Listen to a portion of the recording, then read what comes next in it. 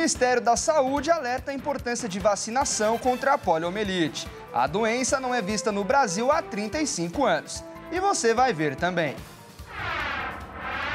Tiroteio no Rio de Janeiro transforma a Avenida Brasil em cenário de guerra e 3 pessoas morrem baleadas. Medida provisória que isenta imposto de medicamentos termina nesta sexta-feira. Diplomacia dos Estados Unidos enviou 135 milhões de dólares para ajudar palestinos na guerra. E ainda, CBF divulgou o sorteio da final da Copa do Brasil. Atlético Mineiro vai decidir confronto na Arena MRV. Tudo isso você confere a partir de agora no Jornal das 18h30.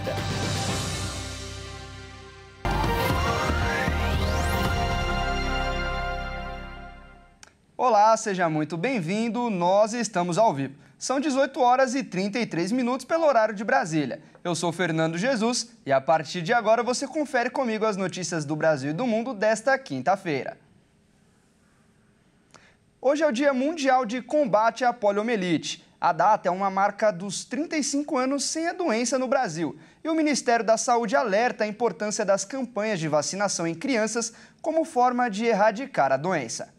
A data também marca os 35 anos de registro do último caso de pólio no Brasil. A estratégia adotada para eliminar o vírus foi centrada na realização de campanhas de vacinação em massa, com a vacina oral contra a pólio. A poliomielite é uma doença contagiosa aguda causada pelo poliovírus e que pode infectar crianças e adultos. Agora, a partir do dia 4 de novembro, as vacinas conhecidas como gotinhas devem ser substituídas exclusivamente pela injetável, conforme anunciou o Ministério da Saúde. A mudança é baseada em critérios epidemiológicos, evidências científicas sobre a vacina e recomendações internacionais. As 2 doses em gotas da vacina oral poliomielite bivalente, ministradas às crianças, serão substituídas pela injeção da vacina inativada poliomielite. O novo esquema vacinal, com 3 doses e um reforço, acontece a partir dos 2 meses de idade, com a dose de reforço aos 15 meses. Após a aplicação das 3 primeiras doses, o imunizante injetável confere quase 100% de proteção, com altos títulos de anticorpos. Já para as doses de reforço em crianças de 15 meses e menores de 5 anos, a orientação é comparecer às unidades básicas de saúde para definir as datas de vacinação. E a medida provisória que isenta os impostos de medicamentos importados termina amanhã.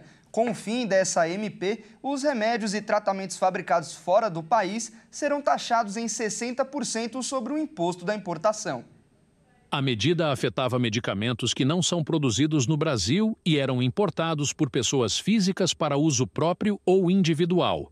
A MP foi publicada pelo governo em junho, depois do programa Mobilidade Verde e Inovação, Mover ter sido sancionado pelo presidente Lula.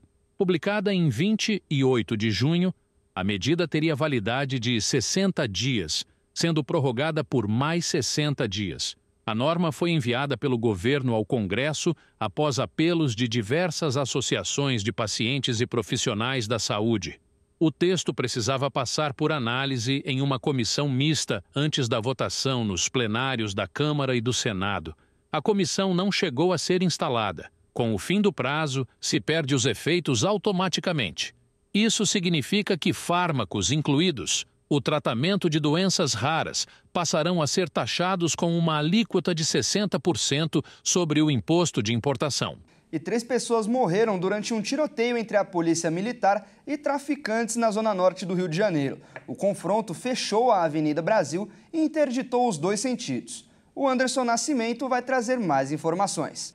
No início da manhã desta quinta-feira, homens do 16º Batalhão da Polícia Militar de Olaria foram para as comunidades de Cinco Bocas, Pica-Pau e Cidade Alta, que integram o Complexo de Israel na zona norte do Rio. A chegada da PM ocasionou um intenso tiroteio que provocou paralisação de uma das principais vias do estado, vítimas e mortes. Durante a troca de tiros, 2 homens morreram e 4 pessoas ficaram feridas após serem atingidas. O confronto fechou a Avenida Brasil e, como reflexo, corredores do Grande Rio ficaram congestionados. Com medo dos tiros, muitos motoristas e passageiros buscaram proteção nas muretas da estrada. Por volta das 8h30 da manhã, a via foi reaberta, mas muitos condutores decidiram permanecer escondidos e abaixados onde estavam por questão de segurança. Para impedir a chegada dos agentes, os criminosos atearam fogo em vários carros e em barricadas. Uma viatura da polícia foi fuzilada. Diante da forte resistência dos traficantes, os PMs interromperam a operação e deixaram as comunidades. 2 horas depois, a Avenida Brasil foi liberada. Em nota, a CEMOV, empresa de mobilidade do estado do Rio, lamentou profundamente mais um episódio de violência no transporte público do estado. A federação vê com preocupação a repetição desses casos e reafirma o compromisso das empresas de colaborar em ações de prevenção e repressão conduzidas pela polícia. E a CPI para investigação das bets será instalada nesta sexta-feira pelo Senado. A senadora Soraya Tronic é autora do pedido da criação dessa CPI, que terá prazo de 130 dias para a conclusão das investigações. A Comissão Parlamentar de Inquérito das bets será instalada nesta sexta-feira no Senado. A criação da CPI aconteceu no início do mês para realizar a apuração da influência de jogos de aposta no dia a dia da família brasileira. A medida é composta por 11 membros titulares e 7 suplentes, com prazo de 130 dias para a conclusão das investigações. O limite de despesas do colegiado é de R$ 110 mil. A autora do projeto, Soraya Tronic, diz que os jogos virtuais de apostas online envolvem grandes quantias de dinheiro que transitam de forma rápida e muitas vezes anônimas, o que torna o setor suscetível a práticas de lavagem de dinheiro.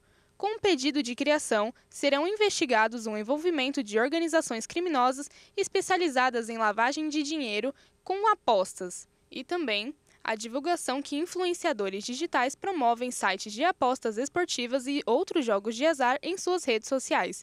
Soraya cita a movimentação de recursos ilegais por meio da criação de contas falsas de manipulação de resultados, além da quebra do sigilo e a colheita de depoimentos. Para fins de controlar e combater as quadrilhas e a lavagem de dinheiro, a CPI poderá criar projetos de leis para aprimorar esses serviços.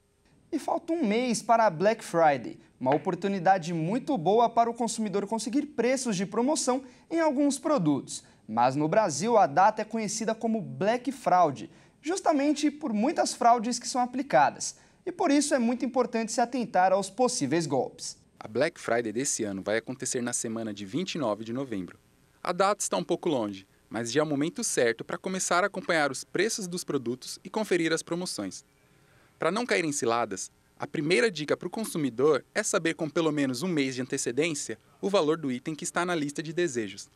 Com isso, na época da Black Friday, vai poder conferir o desconto e se realmente ficou mais barato. Alguns comerciantes são suspeitos de aumentarem o valor de alguns produtos antes para poder dar o desconto na data, que já ficou conhecido como a metade do dobro do valor. O Procon alerta que essa prática é abusiva e o consumidor pode denunciar, com documentos demonstrando essa prática, como um print de telas com as informações da alteração do preço. Além da promoção, é importante ficar atento às condições de pagamento, taxa de juros e prazos de entrega. E também a procedência e perfil de reclamações do varejista. E veja a seguir, número de inscritos para realizar prova do Enem aumentou 10%. E ainda, CBF divulgou o sorteio da final da Copa do Brasil. A grande decisão será na Arena MRV. Nós voltamos já.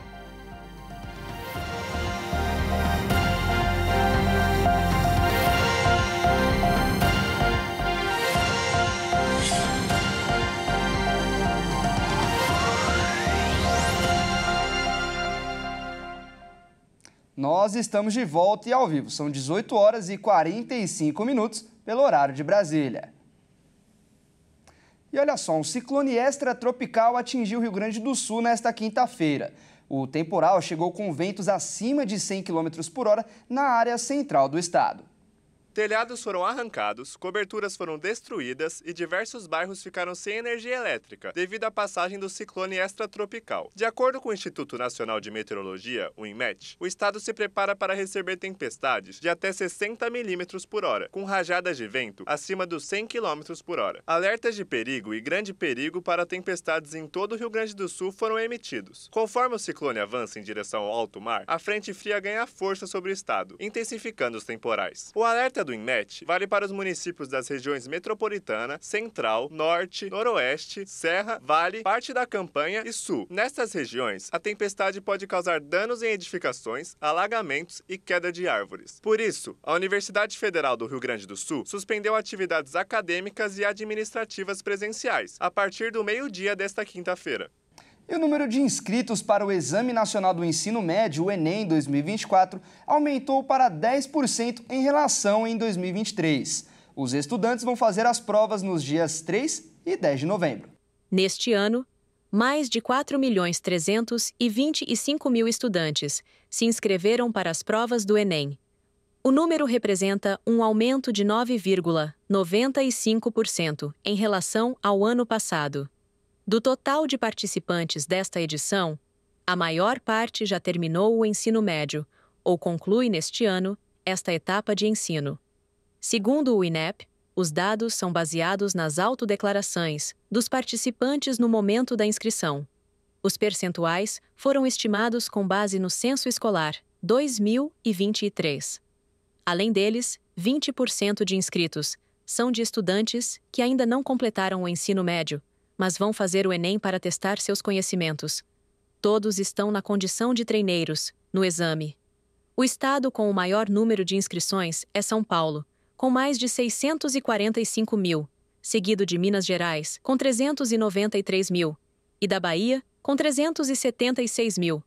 Esta edição do exame deve contar com 140 mil salas de prova, em cerca de 10 mil locais de aplicação, distribuídas em mais de 1.700 municípios por todo o Brasil. E o chefe da diplomacia dos Estados Unidos, Antony Blinken, anunciou hoje que enviou 135 milhões de dólares para ajudar os palestinos na guerra e pediu um cessar-fogo na faixa de Gaza. Os palestinos vão receber uma nova ajuda de 135 milhões de dólares, cerca de 770 milhões de reais. O montante foi confirmado nesta quinta-feira pelo secretário de Estado americano Antony Blinken, que está em Doha, no Catar. Ele aproveitou a ocasião para insistir no cessar-fogo na faixa de Gaza, cenário de uma guerra entre Israel e Hamas. Hoje anunciamos 135 milhões de dólares adicionais em ajuda humanitária, água, saneamento e saúde interna para os palestinos em Gaza, na Cisjordânia e em outras partes da região. O chefe da diplomacia americana destacou que com a nova ajuda, o auxílio prestado por Washington alcança 1 bilhão e 200 milhões de dólares desde o início da guerra em 7 de outubro de 2023. O secretário de Estado também afirmou que os negociadores se reunirão nos próximos dias para abordar uma trégua em Gaza. O Catar, ao lado de Estados Unidos e do Egito, é um dos países mediadores na guerra entre Israel e o Hamas em Gaza. A ONU alertou nesta quinta-feira que o objetivo de limitar o aquecimento global a 1,5 graus morrerá em breve se não houver uma mobilização mundial. Sem uma mobilização mundial pelo clima, o objetivo de limitar o aquecimento global a 1,5 graus em breve morrerá. O alerta foi feito nesta quinta-feira pela ONU em um relatório em que denuncia a falta de avanços significativos no último ano. A organização avalia que, para evitar superar esse limite fixado em 2015 pelo Acordo de Paris, as nações devem se comprometer coletivamente a reduzir em 42% as emissões anuais de gases de efeito estufa antes de 2030 e em 57% até 2035. O secretário-geral da ONU afirmou nesta quinta-feira que o mundo já está enfrentando as consequências da falta de ação. A lacuna de emissões não é uma noção abstrata. Há uma ligação direta entre o aumento das emissões e desastres climáticos cada vez mais frequentes e intensos. Em todo o mundo, as pessoas estão pagando um preço terrível. Emissões recordes significam temperaturas recordes do mar, carregando furacões monstruosos. O calor está transformando florestas em caixas inflamáveis e cidades em saunas. Chuvas recordes estão resultando em inundações bíblicas. Segundo o relatório, sem uma mobilização maciça, o mundo se encaminharia para um aumento da temperatura de 2,6 a 3,1 graus Celsius ao longo desse século em relação à era pré-industrial. O Programa das Nações Unidas para o Meio Ambiente alerta que um aumento de tal magnitude provocaria consequências incapacitantes para as pessoas, o planeta e as economias. E agora é hora de falar de esportes aqui no Jornal das 18h30. E quem vai trazer as informações é o Caio Veríssimo. Boa noite, Caio. Seja muito bem-vindo ao nosso jornal. E a gente começa com uma notícia triste. Isso porque o ex-boxeador campeão do mundo faleceu no início dessa tarde, não é mesmo? Infelizmente, a gente começa com essa notícia triste, Fernando. Boa noite a você e a todos que nos assistem. José Adilson Rodrigues dos Santos, o Maguila, estava internado há 28 dias e hoje teve a sua morte confirmada. Mas ele deixou seu nome no esporte brasileiro, viu? Vamos ver. Maguila já sofria de encefalopatia traumática crônica, uma doença similar ao mal de Alzheimer, causada pela degeneração progressiva de células cerebrais por diversas lesões na cabeça, que afeta principalmente ex-atletas de boxe. Em 17 anos, Maguila lutou 85 vezes na carreira, com 77 vitórias, e tem entre os títulos um Mundial de Boxe. O peso pesado teve um começo de carreira promissor, com 14 vitórias seguidas de 1983 a 1985, ficando 2 anos invicto e conquistando o Campeonato Sul-Americano dos Pesos Pesados. Na década de 90, Maguila teve a chance de derrotar 2 dos maiores nomes do boxe mundial, Evander Holyfield e George Foreman, mas foi nocauteado em ambas as lutas. Em 95, foi o campeão mundial da Federação Mundial de Boxe ao vencer o britânico Johnny Nelson na decisão por pontos. 5 anos depois, decidiu encerrar a carreira após a derrota por nocaute para o brasileiro Daniel Frank. E hoje à tarde a CBF sorteou os mandos de campo da final da Copa do Brasil. Conta pra gente como ficou o sorteio, Caio. Bom, dia 3 e dia 10 de novembro vão acontecer as finais da Copa do Brasil. E a gente pode dizer que quem começou com sorte foi o Atlético Mineiro, viu, Fernando? No sorteio, o Galo é quem vai decidir em casa. Vamos ver. A CBF definiu nesta quinta os mandos de campo da final da Copa do Brasil, que serão disputadas entre Atlético Mineiro e Flamengo. Após sorteio realizado na sede da entidade no Rio de Janeiro, ficou definido que o Galo vai decidir em casa, na Arena MRV. As partidas estão marcadas para o dia 3 e 10 de novembro, às 16 horas. O Atlético Mineiro chegou na final após eliminar o Vasco por um placar agregado de 3-2 e o Flamengo derrotou o Corinthians por 1-0. O Atlético Mineiro vai em busca do seu tricampeonato da competição. O Galo levantou a taça em 2014 e 2021 e o Flamengo tem 4 títulos e está na sua 3ª final consecutiva. O rubro-negro conquistou os títulos em 1990, 2006, 2013 e 2022. O campeão levará um prêmio de 73 milhões de reais e o vice de 31 milhões de reais. E após grandes espetáculos da decisão da Libertadores, hoje é dia de decisão pela Sul-Americana e com brasileiro também, não é mesmo? Hoje é o Corinthians quem entra em campo. O Timão recebe o Racing da Argentina, buscando a sua primeira final de Sul-Americana. E quem traz a informação pra gente é o Pedro Veraldi. O Timão busca o título inédito da Copa Sul-Americana e, para isso, terá uma difícil missão: o Racing da Argentina, que é dono da melhor campanha da competição. O time paulista tenta dar uma resposta à torcida após a eliminação da Copa do Brasil para o Flamengo no último domingo. Com essa derrota, a Sul-Americana se tornou ainda mais importante.